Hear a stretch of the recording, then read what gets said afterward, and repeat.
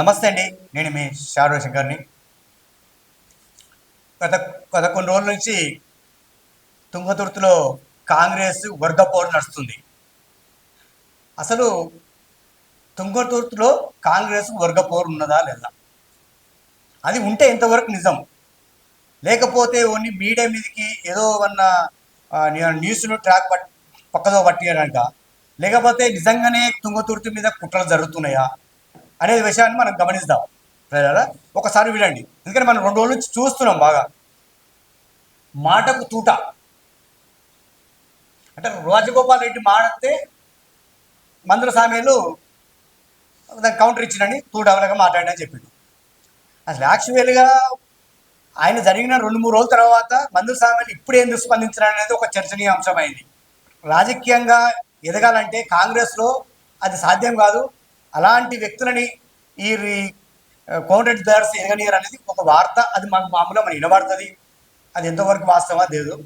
అసలు రాజగోపాల్ రెడ్డి కోమటిరెడ్డికి తుంగతుర్తి మీద ఏం పని, వాళ్ళకి అవసరం ఏముంది? అక్కడ జరిగిన విషయాలు ఏ ఏ నియోజకవర్గంలో అయితే ఆ ఎమ్మెల్యేలకు కొన్ని పవర్స్ ఇస్తుంది కాంగ్రెస్ పార్టీ. నిజంగా వీళ్ళు కాంగ్రెస్ నెక్స్ట్ అధిష్టానముకు రావాలి, పార్టీని బలోపేతం చేసుకోవాలనే నిజంగా వీళ్ళకు ఉద్దేశం ఉంటే ఈ వర్గ పోరులు ఎందుకుంటాయి? ఒక ఎస్సీ సామాజిక వర్గానికి చెందిన మందు సామేలు తుంగతుర్తి నియోజకవర్గం నుంచి ఎమ్మెల్యేగా ఉన్నాడు. అదేగానే మన నగర్కల్ నుంచి మన వీరేశం ఉన్నాడు, మేము వీరేశం ఉన్నాడు, ఆయన ఎస్సీ వర్గాలు, ఇద్దరు ఎస్సీలే. అయితే వీళ్ళు ఏమంటారు అంటే దానికి అయితే ప్రజలు ఒకసారి గమనిస్తాము. అసలు వీళ్ళ మధ్యలో అసలు నిజమైన పోరా ఇది మామూలు అనేది మనం ఒకసారి ఇదే ప్రయత్నం చేద్దాం. వీళ్ళు తిట్టుకునే మాటలు చూస్తే మన వీళ్ళ ఎంటుక ఉండేది ఎవరో కాదు, ఎక్కడ ఒక రెడ్డి అవుతాడు. మరి ఇక్కడ అక్కడ ఉన్నారు. మరి నిజంగా వీళ్ళది ఒకసారి వినండి, వింటే మనకు అర్థమవుతుంది. కాంగ్రెస్ పార్టీ కార్యకర్తలందరికీ ఒకటే మాట చెప్తున్నా, నా అభిమానులకు, నా పిలుపు మేరకు సామెల్ని గెలిపించిన మీరందరికీ కూడా నేను క్షమాపణ చెప్తున్నా. ఒక తప్పుడు వ్యక్తిని తీసుకొచ్చి టికెట్ ఇప్పించినా అని చెప్పి నాకు అర్థమైంది. మీకు క్షమాపణ చెప్తున్నా. మందుల సామెల్ గారు ఏది ఆలోచించి మాట్లాడుతున్నారు, నాకు టికెట్ ఇప్పియమని చెప్పి మా ఇంటికి ఒక 100 సార్లు వచ్చిండు. మన తుంగతుర్తితో సంబంధం లేకపోతే మా ఇంటికి వచ్చి టికెట్ ఇప్పిమని ఈయనంట 100 సార్లు వచ్చాక ఆయన అడిగినట. ఈ ఆయారాం గయారాంలకు భయపడేది లేదు. నిజమైన కాంగ్రెస్ పార్టీ కార్యకర్తలను కాపాడుకోవలసిన బాధ్యత పిసిసి ప్రెసిడెంట్ మహేష్ కుమార్. నిజమైన కాంగ్రెస్ కార్యకర్తలను కాపాడుకునే బాధ్యత అధిష్టానానికి ఉందంటుండు. మరి నిజమైన కాంగ్రెస్ కార్యకర్తలు ఎవరు? మరి వాళ్ళకి నిజమైన కాంగ్రెస్ కార్యకర్తలు కాకపోతే ఎందుకు పిలిపించినావు, ఎందుకు సపోర్ట్ చేసినావు, ఎందుకు గెలిపించుకున్నారు అంటే ఏందన్నట్టు? అసలు ఏం జరుగుతుంది అంటే మీ కింద మీ చెప్పు చేతుల కింద ఉంటే నడుస్తుంది, లేకపోతే లేదు. మరి మందు సాగర్ మాట్లాడాలిగా. నగరకల్ బాగా నేను కడతాం మునుగోళ్ళు చక్కదనం చెప్తుంది. నాకు కూడా రిపోర్ట్ వచ్చింది మునుగోళ్ళలో ఇష్టం ఉందని. నాకు దాని సమాధానం చెప్పాలి. నల్లగొండ మీరు రాజ్యం అనుకుంటారా? మీరు నల్లగొండ జిల్లా అంటే ఇది శ్రమజీవుల జిల్లా. పొడుగు బలహీన వర్గాలు ముఖ్యమంత్రి చేసిన తుంగతుర్తి పోరాటాల గడ్డ. ఈ పోరాటాల గడ్డలో తెలంగాణ పోరుబిడ్డ మందుల సామె అంటాడు. ఖబర్దార్, మాకు కానీ పొడుగు బలహీన వర్గాలకు కానీ ఒక్క దిక్కిన కానీ మీరు చిన్న చూస్తే దానికి సమాధానం చెప్తారని హెచ్చరిస్తున్నాను.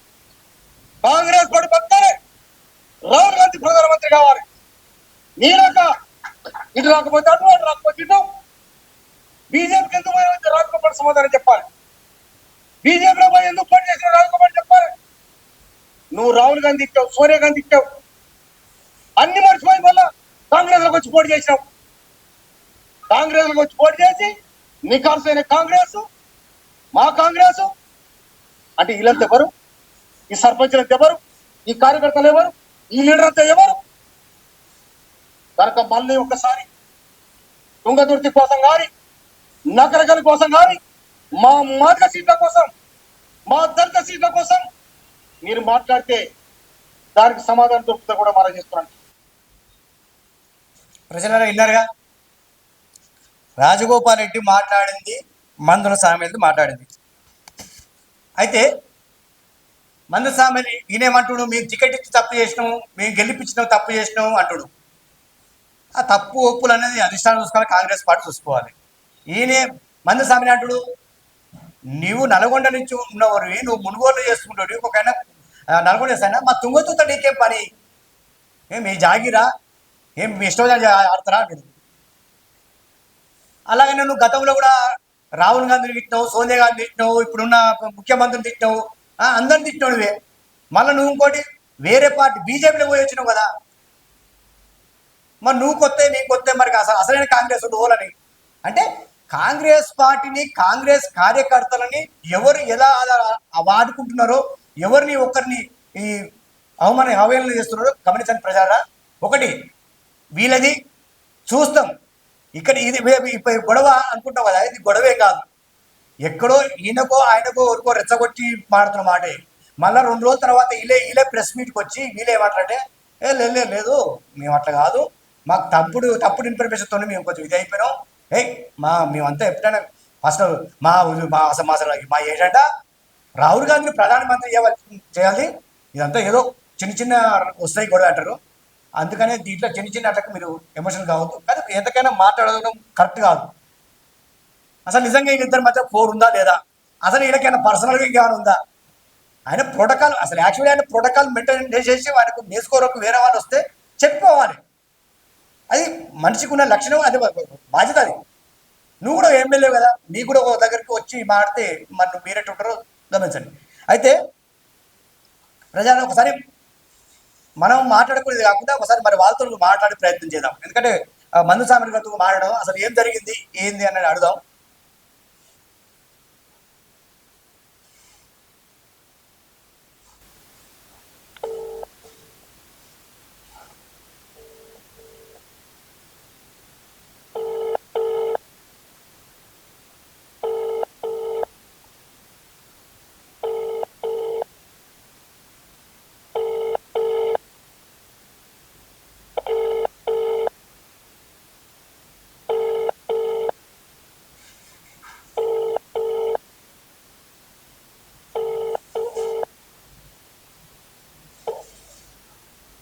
సరే లేపట్లేదు, మరి ఈయన కూడా ఏమైనా బిజీ ఉండో చెప్పలేదు, ఇక మరి ఎవరితో కూర్చొని మాట్లాడుతున్నావు, ఎందుకంటే లేనిపోని మన నిద్ర వస్తాయి చేస్తాడు కదా. సరేలే, మరి ఆయన మాట్లాడే బాధలు మరి ఇంకోటి మన రాజగోపాల్ రెడ్డితో మాట్లాడే ప్రయత్నం చేద్దాం. మరి ఈయన ఏమైనా చెప్తారా ఏంది, మీడియా ఇట్లా తప్పు చూపిస్తుందా, మరి వాస్తవేనా అనేది రాజగోపాల్ రెడ్డితో మాట్లాడదాం.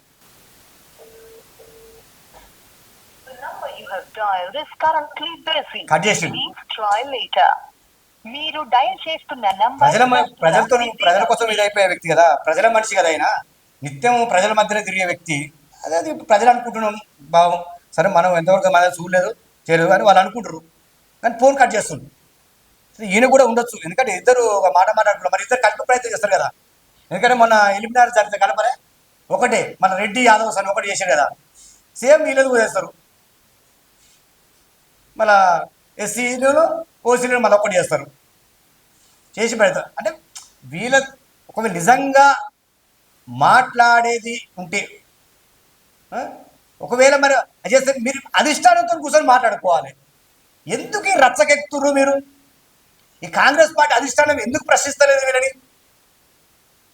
అంటే ఏదో ఒక న్యూస్ని ఏదో ఒకటి దాన్ని డైవర్ట్ చేయాలి, దాన్ని పక్కదూర పట్టిందని చెప్పేసి ఇటువంటివి వస్తుంటే అనుకుందాం. మరి సరే సొంత నియోజకవర్గంలో ఏం చేస్తాడా ఎదుర్కొంటాడా తెలియదు,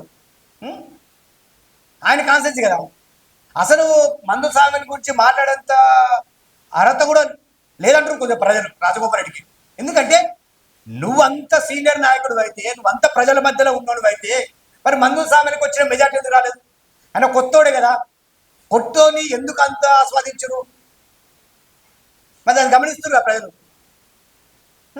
ఎందుకంటే ఆయన ఒక తెలంగాణ ఉద్యమకారుడు, మరి ఆయన పైసలు కూడా మామూలుగా అంతగానో ఖర్చు పెట్టలేదు, ఒక స్వచ్ఛందంగా గెలిచాడు. మన నల్గొండలోనే ఒక ఉమ్మడి నల్గొండలో గెలిచిన ఎమ్మెల్యేలలో 2వ స్థానంలో, ఫస్ట్ స్థానంలో వేముల వీరేశం ఉన్నాడు. మీరేం కులపరంగా తీసుకొస్తున్నారు. అదే మరి మీరు ఉన్నారు కదా పెద్ద పెద్దోళ్ళు, మన రెడ్డి సామాజిక వర్గానికి చెందిన వాళ్ళు, మరి మీకెందుకు మెజార్టీ రాలేదు? మీకు వచ్చిన మెజార్టీ మీద, ఆయనకు వచ్చిన మెజార్టీ మీద, అంటే కాంగ్రెస్ పార్టీ అధిష్టానమే కావచ్చు, కాంగ్రెస్ పార్టీ కార్యకర్తలే కావచ్చు, ఇంకా ఎవరిని కోరుకుంటున్నట్టు ఇక్కడ? అది అర్థమైంది కదా మనకు. ఏదో మీడియా ముందుకు రాగానే ఏదో ఒకటి మాట్లాడడం, ఎప్పుడు ఏదో ఒకటి న్యూస్లో ఉండడం, ఎవరి మీద ఎప్పుడు విమర్శ చేయడం, ఇది రాజగోపాల్ రెడ్డికి అలవాటని ప్రజలు అనుకుంటారు. అందుకని ఆయన న్యూస్ కూడా పెద్ద అంతగానో ఇదేస్తలేదు. కాకపోతే ఒక దళిత సామాజిక వర్గాన్ని ఇద్దరిని టార్గెట్ చేసిండు. ఆ టార్గెట్ చేయవలసిన అవసరం ఎందుకు వచ్చిందంటే, రేపు నియోజకవర్గాలు చేంజ్ అవుతున్నాయి అనేది వార్త. దాన్ని బేస్ చేసుకొని అక్కడ రెడ్డిస్ మధ్య జరుగుతున్న వర్గపోర్ని ఈ సామెలు ఇట్లా ఏమైనా నాకు డ్యామేజ్ చేస్తారని చెప్పేసి వీళ్ళు వర్గపోర్ కోసం ఎవరిని ఇక్కడ సామెల్ని డ్యామేజ్ చేస్తే నేను ఏదో పోరాటం చేసినా, అక్కడ ఏమైనా చేసినా అనేది చెప్పుకొని తిరగనికే. ఒకవేళ నేను రేపు రెడ్డికి అక్కడ వచ్చిందనుకో, జెండర్ వచ్చిందనుకో, ఒకవేళ అక్కడ మీరు పోటీ చేయాలనుకుంటే కొన్ని పనులు చేయండి. అక్కడ ఏమన్నా మీ ఎమ్మెల్యే చేస్తారని చెప్పండి. ఆయన మీ కాంగ్రెస్ ఎమ్మెల్యేనే. మరి మీరిద్దరు కొట్లాడుకుంటే ఇక ఎవరికి లాభం అవుతుంది? మరి అంత ఉన్న సోయి ఉండాలిగా వీళ్ళకు. కాంగ్రెస్ కార్యకర్తలారా ఆలోచించండి. పదవుల కొట్లాట, అధికార కొట్లాట, అధికార దాహంతో కొట్లాడుకుంటున్నారు. మరి వీళ్ళకు ఏం చూసుకొని కొట్లాడుకుంటారో ప్రజలు నిర్ణయిస్తారు. అది కాదు, నిజంగా పార్టీని కాపాడాలనుకున్న వాళ్ళు ఏం చేస్తారు? ఆయనకు ఎవరున్నా ఎక్కడున్నా మనం గెలిపించుకోవడం. అక్కడ రేవంత్ రెడ్డి ఏమో నేనే సీట్ ఇచ్చిన మందు సామెలకు, ఆయన దగ్గర రూపాయి లేకపోయినా కానీ నేను పిలిపిస్తే ఒక 2 లక్షలు నేను అన్నాడు. ఉన్నాయి ఇప్పుడు 2 లక్షలు అంటే లేవు సార్, ఖర్చు అయిపోయిన 2 లక్షల వేలకు వేరే అక్కడ పార్టీ పొందిన ఖర్చు అయిపోయినాడు 50,000. మరి 50,000 నామినేషన్ కోసం 50,000 అని ఉన్నాయంటే లేవు సార్, అవి మొన్న వేరే ఖర్చు అదని చెప్పినాడు. అయినా కానీ ఈ టికెట్ ఇచ్చిన భారీ మెజార్టీతో గెలిపించుకున్నాం అని రేవంత్ రెడ్డి అంటాడు. మరి ఇక్కడ లంగలోళ్ళు దొంగలోళ్ళు పార్టీనే కదా డస్ట్ పట్టించేది, పార్టీ కార్యకర్తలే కదా అవమానపరిచేది. ఇద్దరు రెడ్డిస్ ఏం చేస్తున్నారంటే నేను ఇప్పించిన అంటారు. అంటే అంత అల్కా దొరికింది ఆయన. అంటే మీ లేక డబ్బులు లేవు కదా. ఆయన నిజమైన తెలంగాణ ఉద్యమకారుడు. ఆయన చేసిన సేవలే ఆయన అక్కడ గెలిపించింది భారీ మెజార్టీతో. మీరేమో టికెట్ ఇవ్వలే. మరి ఫస్ట్ తేల్చుకోవాల్సింది మీరు ఇద్దరు, రేవంత్ రెడ్డి, రాజగోపాల్ రెడ్డి తేల్చుకోవాలి. ఫస్ట్ మందుల సామెలకు టికెట్ ఎవరు ఇచ్చినట్టు మీరు తెలుసుకున్న ప్రజల ముందుకు రండి. ఏదో నోరు ఉందిగా, మీడియా ఉంది అని చెప్పేసి పిచ్చిగా వాగిస్తే ప్రజలు ఊకునే కాదు. ప్రజల తర్వాత వచ్చిన మీ కాంగ్రెస్ కార్యకర్తలు తరిమి కొడతారు మిమ్మల్ని. మీకు ఏమైనా సోయి ఉండాలి కదా మాట్లాడేటప్పుడు. ఎవరా మీరు భిక్ష పెట్టేది? ఏది అది ఎస్సీ సామాజిక వర్గానికి చెందిన కాన్స్టిట్యున్సీ, అక్కడ రిజర్వేషన్ ఉంది కాబట్టి భారత రాజ్యాంగంలో ప్రకారం ఆయనకు టికెట్ వచ్చింది, ఆయన అక్కడ గెలిచిండు. మీరేదో భిక్ష ఇచ్చినట్టు. అదే జనరల్లో ఎస్సీకి ఇచ్చి గెలిపించండి. అప్పుడు నిజమైన మీ ప్రజానాయకులను నమ్ముతారు ప్రజలు. ఎస్సీ కాడికి వచ్చినాగానే ఇక మేమిచ్చినాం ఎవరిచ్చిను ప్రజలు గమనిస్తారు. ప్రజల తర్వాత వచ్చిన మీ కాంగ్రెస్ కార్యకర్తలు గమనిస్తారు. ఈడానిడరు ఆడాని ఇద్దరు రెడ్డిలేగా కొట్టుకునేది. నేను ఇచ్చినట్టు టికెట్ నేను ఇచ్చిన. మరి నిజమైన కాంగ్రెస్ పార్టీకి గెలిపించుకొని మరి రాహుల్ గాంధీని ప్రధానమంత్రి చేయాలనేది మీ అందరి ఏజెండా కింద ఒక శక్తి కింద బతుకుతున్నప్పుడు మీకెందుకు కొట్లాడదు? మరి మీరు కొట్లాడుకుంటే ఇంకొక సందో దొరకదా? మరి ఇదెందుకు గమనిస్తలేరు? కాంగ్రెస్ కార్యకర్తలను ఎందుకు ఇంకా గందరగోళం పడిస్తారు? వాళ్ళకి ఎందుకు ఇంకా చేపిస్తారు? ఎందుకు ఈ రెచ్చగొట్టే పదాలు మాట్లాడుతున్నారు మీరు? ఈ విషయం మీద మనకి ఇప్పుడు ఒక పోల్ లేవడితే వాళ్ళతో అడుగుతుంది, కానీ లేబరు కాకపోతే వాళ్ళకు ఒక దున్న బిజు వాళ్ళకు ఉండొచ్చు. ఎందుకంటే కొట్లాటలు ఉన్నారు కదా, పంచాయతీలు ఉన్నారు కాబట్టి లేపుతలేరు. మన నెక్స్ట్ ఒక మన ప్రయత్నం తర్వాత కూడా చేద్దాం, మనకు వీడియో చేసి ఇప్పించేద్దాం. ఎందుకంటే ఈ ప్రజల కోసం ఉన్న ప్రజానాయకులు కాబట్టి వీళ్ళు రేపు కనుక మళ్ళీ వచ్చి మళ్ళీ మందిర సామేలు కూడా నాకు ఏంటంటే విరుద్ధం లేదు, కొన్ని తప్పిదమైన మా వార్తల వల్ల ఇట్లా మాట్లాడవచ్చండి. కంపల్సరీ రేపు రాజగోపాల్ రెడ్డి చెప్తాడు చూడండి. ఓకే అండి, నమస్తే.